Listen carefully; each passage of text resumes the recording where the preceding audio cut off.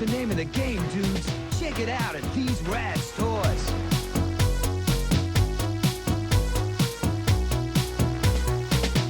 Hello and welcome to another thick slice from the retro gaming loaf with ReplayRetro. Oh, it's a terrible metaphor. Retro bread would be so mouldy.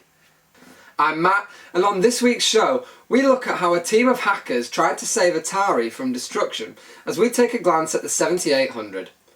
In 1982, Atari had attempted to release a successor to the highly successful VCS or 2600 console in the gigantic shape of the 5200 Super System. However, this had bombed badly due to a number of flaws which we'll look at in more detail in another show. This failure had cost the company dearly, and its owners at Time Warner wanted to get a successful new system on the market as soon as possible.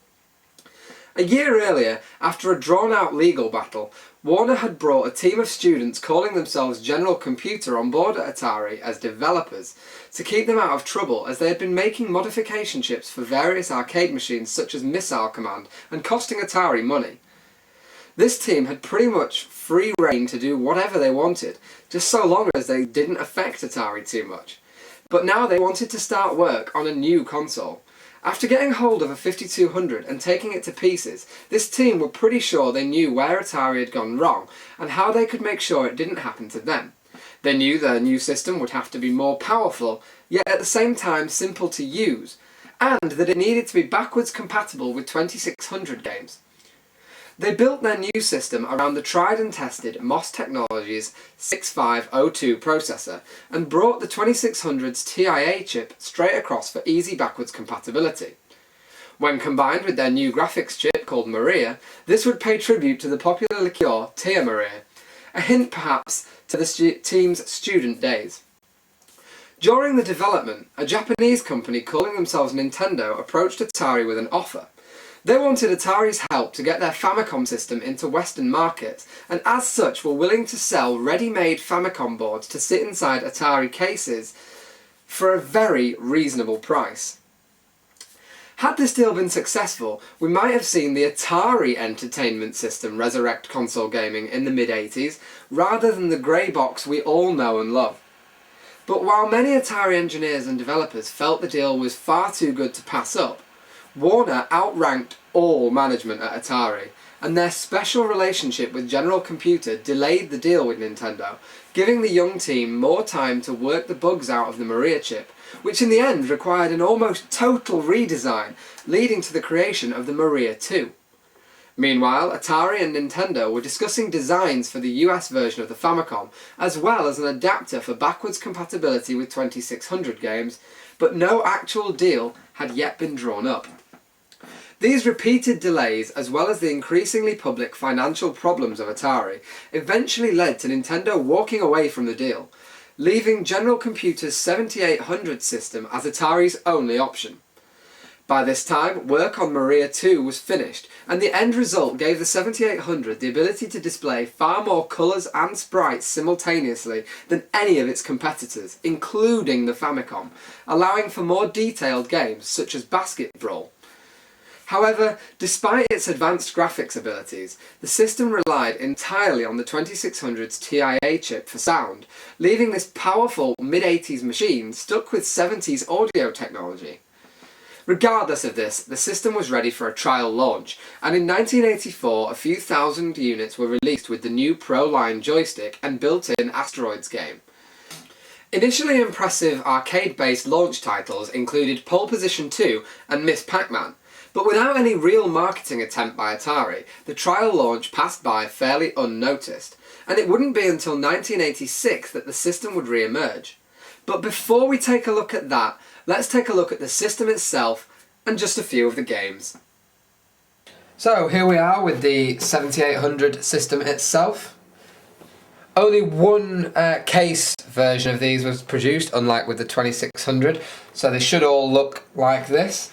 On the front you'll find this nice big silver panel, which was obviously inspired by the one on the 5200. The colour strip with the 7800 writing there. Your cartridge slot just here with, you'll notice, no dust flap.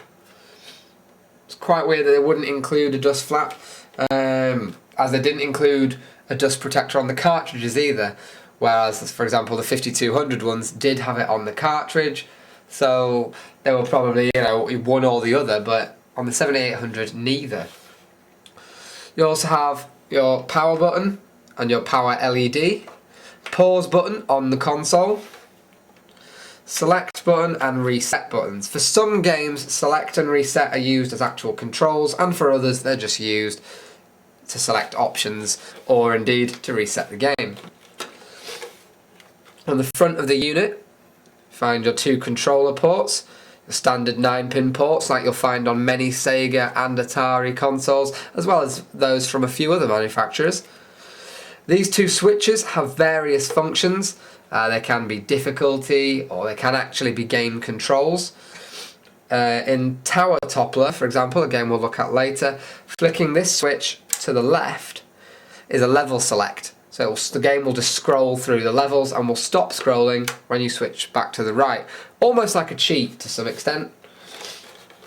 The sides, both very boring, nothing really going on there. On the back, you have your power connector, and you can see that it's a very weird power connector design, not one I've seen on any other system. So if you do get a 7800 from eBay or a car boot or a flea market, wherever you go to get your retro consoles, make sure the power lead is included. Mine wasn't, and I struggled to get one. It was only thanks to my good friend Martin at GameLink that I managed to get a power adapter. They don't come up on eBay a lot. Separately, and you cannot buy a replacement as far as I know. You would have to try and manufacture your own somehow. So yeah, that connector, very difficult to replace. On the other side, standard RF connector for connecting to your TV. Underneath, you find what looks like it was originally meant to be a cable collector, like exists on the 5200.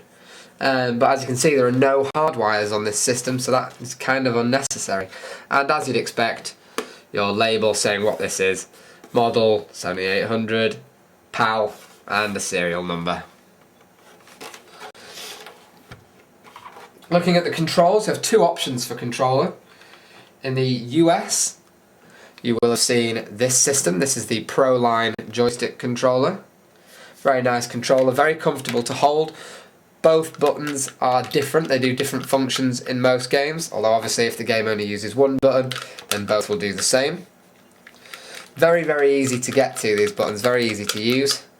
The joystick as well feels very good, so very nice. It doesn't have a clicky action as such, but there is a clunk to it almost. There is some tactile response to this. Very good. Over here in the UK and in Europe, we were treated to this little pad. You get your 1 and 2 buttons, and you get your D-pad here. Now the D-pad is really cool. I like this D-pad, because obviously here you have what looks kind of like an analog stick, so you have a mini joystick, really, there, but that can be unscrewed, and you have a standard D-pad. Nice versatile pad, I really like this. It's one of my favourite controllers for our retro system, just because of that little added extra versatility. Just a tiny little piece of plastic, but it does make a difference. And again, as we said before, these have standard 9-pin connectors on them. The cartridges look identical to 2600 cartridges, and that of course was to make backwards compatibility easier. There's no point having two different sized cartridges if you don't have to. They just simply have slightly more memory in here depending on the game. This is Impossible Mission, a statement which I will prove very true in just a little while. It is indeed an impossible mission. This is by Epix. Epix, of course, being the company from where Michael Katz came from. He was the head of software company Epix and would eventually be involved in the release of this console. Interesting little twist there. Obviously, to play the game, you simply slot it in with the picture facing away from you and the text facing the right way. You read it, slot it in, plug in your controller of choice, press the power button, and you're ready to play some Impossible Mission. Okay, so this is Impossible Mission. A lot of people know this game, I think.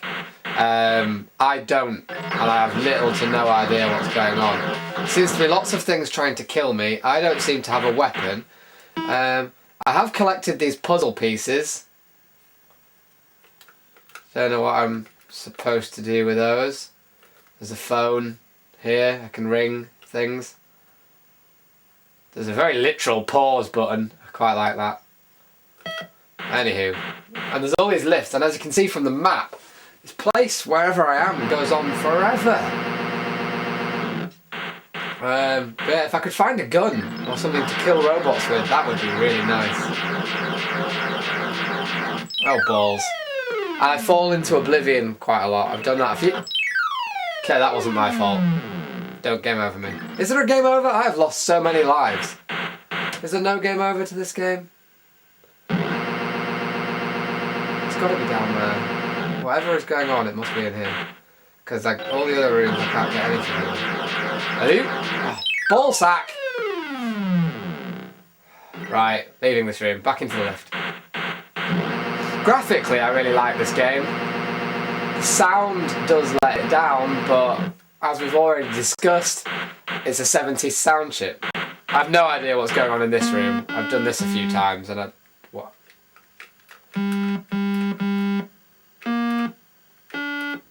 Ugh! I don't know what. Oh, wait. No?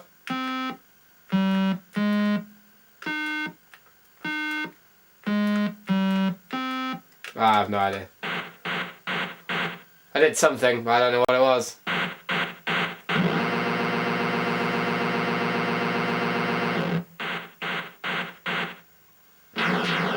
Oh, balls. This is a really difficult game. Ah! I don't want to go through that one. Will you?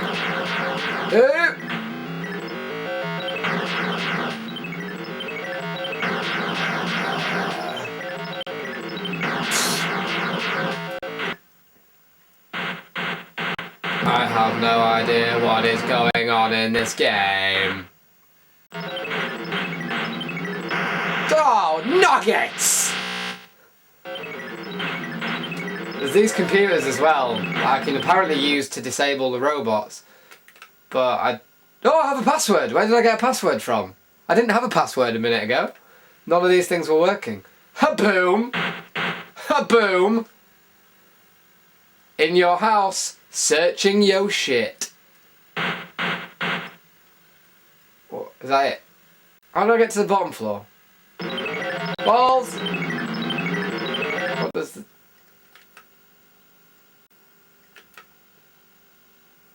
What? I just did it! Ah, my password only works once. Wish I'd known that before.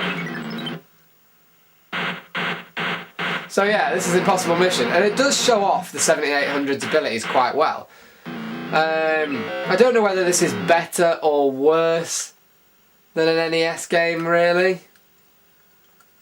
I think it's better. And for an Atari game, there's a lot of depth to it. So for a system that was ridiculed for mostly having arcade games, you know, this is a nice in-depth story-based game. I mean, I'm assuming there's a story and I'm not just... Oh, nuggets! Next game. As you can tell, this game, Jinx, has voice synthesis.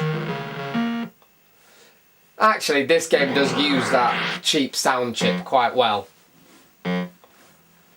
As you can tell, this is kind of a little bit Breakout based, although it's evil and crap. Yeah, Nugget, get on top of the dealie. You can flip, as you can see, your little paddle thing at the bottom. You can flip it. It's really difficult to keep it in the same place. So you can flip it so that you've got either the angles, like that, to knock it in a direction, or turn it back around and you have a flat platform. It's very difficult to tell which items of the background are going to get in your way and which aren't. What's that thing do?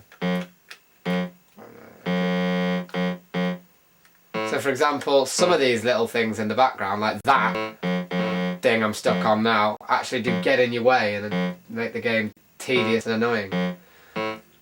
Unlike Impossible Mission, which we just saw, this is very much an arcade game. What's over here? Oh, shiny! Get the shiny! Get the shiny! Get the shiny! Get the shiny! Oh, why am I shrunk? Get the shinies! Get the shinies! This game is pretty much playing itself. I'm not. What the frick? Get over here, or look at the cool thing. Get the nuggets! Ugh. So yeah, this is Jinx. I think you get the idea. Ah! Okay, that thing kills you. That was Jinx. This is Tower Toppler. A game where you have to climb towers. You don't have to topple them. Well, maybe you do have to topple them when you get to the top. I don't know, because I've never got to the top. I can fire little purple things, but they don't do anything. Apparently that spinny thing and the ball are both capable of killing me. Obviously these doors take you through to other places. Ah, purple thing, purple thing, purple thing. And then you have these little lifts. That take you up to places as well. This joystick is very sensitive. What's that? Nuggets! Every time you hit, you fall, and you can land on the next layer down, which I quite like. So you're not always going to be killed by that fall.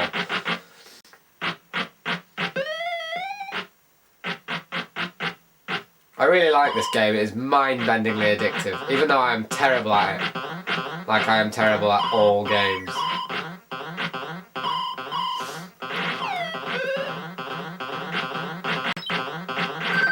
Yeah! Killed something with my purple death.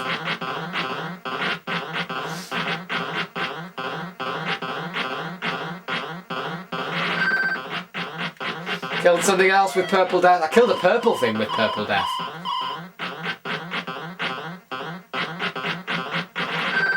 Look at that! Whoa. Well, I'm confused. Huh. Okay.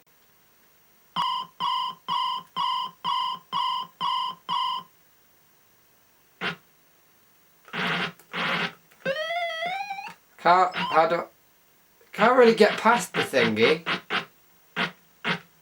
Hang on, I have a plan. No, I have no plan. Oh, I can jump! I did not know I could jump. If I press the thingies together, I can... Balls. Ah, purple thing can't get me because I fell off. Sucks to be you, purple thing.